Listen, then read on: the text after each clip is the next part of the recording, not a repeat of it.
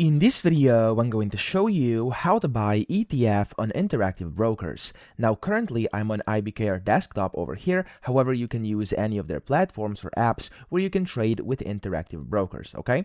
So what you want to do, you want to go to the top and search for, of course, the ETF you want to go ahead and buy. Now, I am not a financial advisor. I'm just trying to show you how to actually do this and click buttons so you know how to actually perform the buying process, okay? So again, you can go ahead and do your own research, select whichever ETF you want to buy, and whenever you are sure you want to invest into that, you can just go ahead and search it up. I'm gonna, for this tutorial, just type in VU over here, which is one of the ETFs, and I can go to stocks/ETF, and then over here, I'm just gonna click on VU.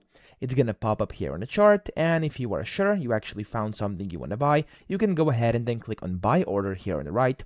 You can select the quantity here, either in shares or USD. Then you can go ahead and select your order type, either limit, market, stop, or any of these available in the drop down menu.